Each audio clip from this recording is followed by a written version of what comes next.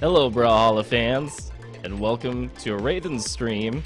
Yes, third person is in effect. Where we're going to be going over the bow and the axe and Azoth, largely because a lot of people have been asking me for tutorial level goodness. So we're going to do that, and we're going to use Lich Lord skin because it makes him look like a baller. We're going to try to keep this focused on the tutorial because a lot of people have been asking for this. I've not had a lot of time to stream recently because I was at Smite World Championships, which is part of why I'm repping the Smite hoodie tonight. You know, it's gotta happen. There will be Smite later. It's gonna be pretty sweet. So it should be good. But we are not here to talk about Smite. We're here to talk about Brawlhalla right now. And we're gonna hop in here and we're gonna look at Azoth and the bow and the axe. So much like a lot of the other training videos that I've been doing, let's turn down this music just a little bit. Hello. Hello. Hello, hello. Alright. Let's get into training options here, and we will try to make this as clean as possible. Alright. So let's talk about the bow. The bow is the newest weapon in Brawlhalla, and it's pretty new. There's a lot of interesting things about it that make it pretty different from other weapons. You know, some of the key bindings are a little bit different compared to the rest of the weapons in the game. It's got these very thin, long-range hitboxes that are very fast and have very short active frames. And I think we've gotten to a point now where the balance on this weapon is pretty good and it ends up being pretty useful in a lot of situations. And I particularly think that the bow plus axe combination on Azoth is really, really strong just because of all of the options that it provides you in the air game and the ground game. Regardless of which weapon you have in hand, Azoth usually has an answer for whatever situation he's in. But let's go ahead and talk about the bow moves one at a time, and we'll check these out. So let's start off with sidelight. Sidelight is this nice double-hitting attack that ends up knocking your opponent away from you. At early health ranges, it pseudo-combos into Downlight, like this. So there is a dodge gap there in that string, but it can still take a lot of players off guard. You can see at orange that it stops, you know, you stop getting that distance because it knocks them too far away. So what I usually like to do is, once they get into orange and if I land a sidelight, I'll sidelight and then follow in with the dodge and then carry on with my clips. So, you know, you'll end up doing something like this, where you hit them with sidelight, and then you can continue on the pressure by dodging and, you know, running at them with a signature of all different kinds of varieties. So that's usually what I like to do with sidelight after they get to orange health. But again, early on, sidelight is, you know, kind of like your combo string starter because it will loop into all the rest of your stringed attacks with the bow, which is really sweet. Alright, let's get rid of this guy we totally missed. Come on, Orion. Alright, so next up we're going to look at the Downlight. The Downlight is your true combo starter, and the thing that's really interesting about this move is that it kind of has you're able to use it at this safe distance, where a lot of people don't expect you to be able to immediately engage. So, you know, normally, like, this is threat range in Brawlhalla, about this distance. So when you're standing about this far away from another character, that's usually when they can hit you with an attack. But with bow, you get to be all the way back here, out of the threat range of most normal light attacks. And so when you're playing, you can really catch people off guard by how much distance this attack has. I mean, look at this. It's freaking huge. The nice thing about the Downlight as well is that because it's your combo starter, you can combo it into any number of follow-ups depending on what you decide to use. So Downlight into air neutral is probably one of my favorite ones. Just because it pops the other guy up, and then you can follow on afterwards with, you know, some kind of continued attack. You can also Downlight into a neutral afterwards, I believe, which is also true, and into a sidelight as well. So you kind of have multiple options, you know, like if you're here at the edge and you land a Downlight, you might want to go into sidelight so you can set up an edge guard situation. If you're you know, in the middle of the stage and you want to do more of a juggle thing, you can do that as well and get a little bit of extra damage. And, you know, if you want to get really frisky with it, you can Downlight and do any number of things afterwards, depending on what you think the person is going to do dodge-wise. So you have all sorts of options after this Downlight because of the stun time. So just kind of keep in mind that you can do any number of follow-ups afterwards. And it's the follow-ups off of the Downlight that is part of what makes the combo starting on bow really fun. Not to mention that the combo starting happens way out compared to every other weapon in the game. So you really have this excellent tool with the Downlight that is really important to kind of learn how to take advantage of. Alright, and the last and final is the bow neutral. The bow neutral is the only attack that you've got that's going to hit opponents stacked.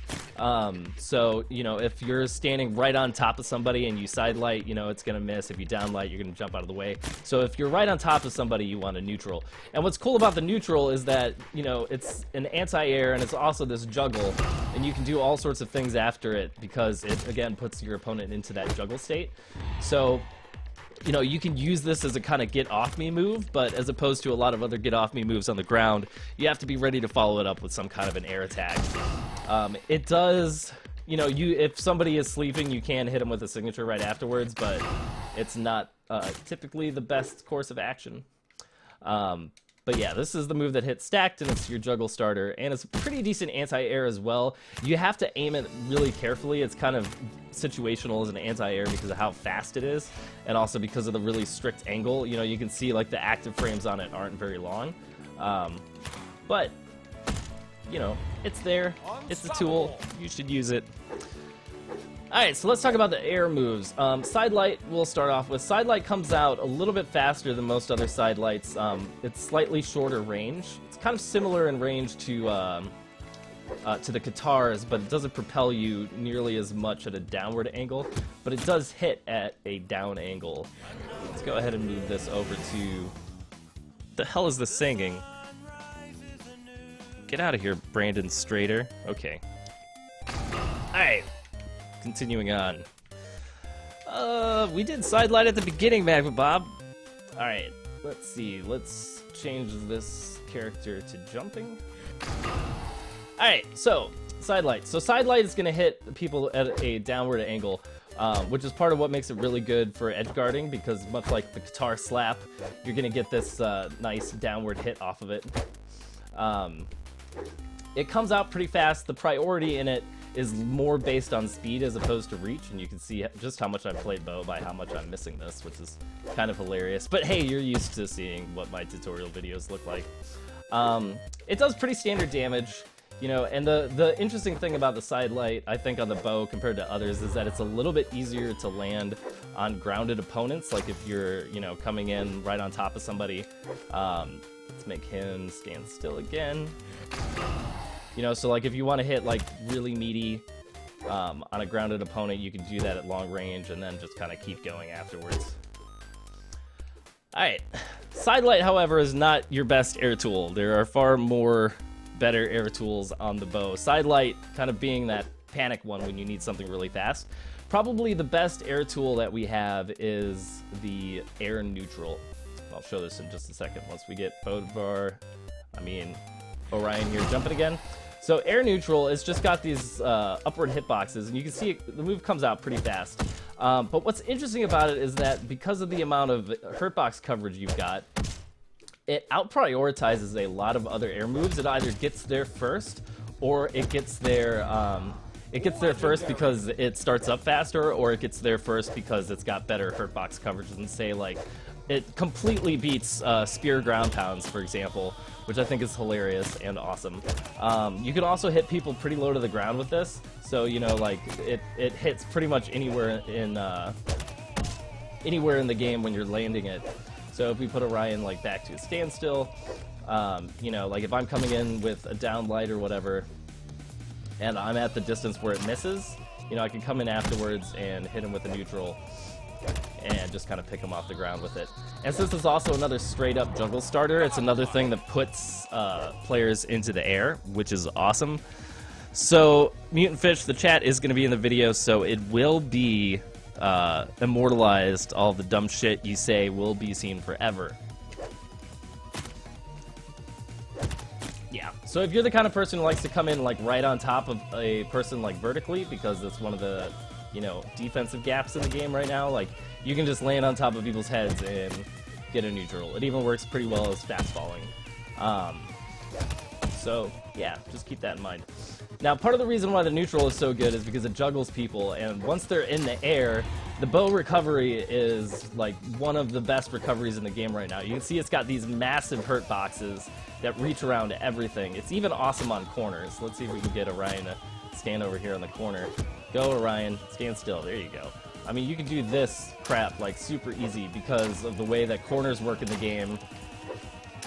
It's just really good. This thing out-prioritizes almost every other attack in the game. I've been grabbed out of the middle of an axe ground pound with this thing. Like, it's silly.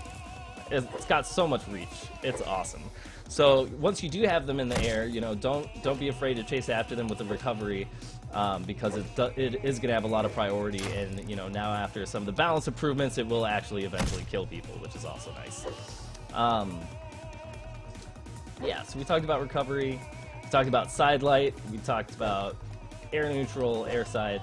Let's talk about down air. So down air is actually one of your best edgeguard tools because of how much force it's got. Not to mention that you can bounce people into the wall with it. Now, one of the things you can see is that when it's low to the ground, it actually gets a slightly bigger hitbox.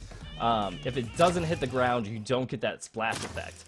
But what's interesting is that this also works on walls, where you get a slightly bigger landing hitbox than if you miss the wall entirely. So it's just something to be aware of about how, like, the splash works in relation to the downlight. But this is one of those moves you can use it to, you know, push people to off the stage and then continue to chase after them. It is a little bit harder to land, and it does take some practice, which is part of why I'm not the greatest at bow right now, because I haven't clocked as many hours into it as I should have. But excuse me, my brain. Air down is, like, just this awesome tool in general. So you should definitely be checking that out and making sure that you put it into the game as necessary. Don't die. Okay. Alright, and then the last thing we have to talk about is the ground pound. Now, the bow ground pound is one of the hardest ground pounds to land in the game. It's got very small hitboxes, but when you do land it, it's got a really good amount of force. And as we can see right there, if you land it in center stage, you get some nice bounce off of it, so it almost always juggles, which is sweet. Even at, like, low health levels, you can, you know, string it right into air neutral afterwards. And, you know, the bow, unlike a lot of other weapons, like, it's just got these straight up and down trajectories off of bounce. It makes it really predictable for how you can go about following up. When you are on the edge, it's one of those things, like, ground pounds in general are pretty difficult to punish. Like, even if you see it coming, ground pounds are not the easiest to punish. So the amount of force that you get off of this thing on the edge is pretty good, to where you can just kind of toss it out there and hope for the hit, and it's going to be difficult for people to punish you, even if they know what you're going to do. The other thing that's really useful for actually landing this consistently, you know, if we look at the hitboxes, is to try and hit it as meaty as possible. So, like, you really want to be, like, right inside the character, the other guy, when you start this move. Like, you can see, like, you can actually start it below the character, and, you know, if he falls into you, he's going to be right inside of your hitboxes by the time that the move becomes active. So yeah, that's kind of the gist of the bow. I mean, it's one of those things I feel like a lot of players haven't truly explored a lot of the potential. We've had some really good Ember players step up in Diamond ranks. Zaloxer is one that comes to mind, but I don't think he's currently playing her still. Not sure. But the bow, in my opinion, it's a weapon that's really got a lot of tools that can really catch people off guard. It's incredibly strong in the air. It's very difficult to chase down and punish, especially if you play, like, a very strong air game. And so it just is a fantastic weapon. It just requires a little bit more of time, a little bit more time in general, I feel, to kind of get right with it than it does, say, like the spear or the sword, where it comes pretty naturally. It's not quite as intuitive as some of the original weapons. So it will take more practice time. But it is something that definitely pays off in the long run. So, yeah. All right, I'm going to take a moment and fix my stream, because that looks ugly. All right, so before I get into the next, how's everybody in Twitch chat doing? Can I get some Kappa prides in the house? Come on. Perhaps? Maybe?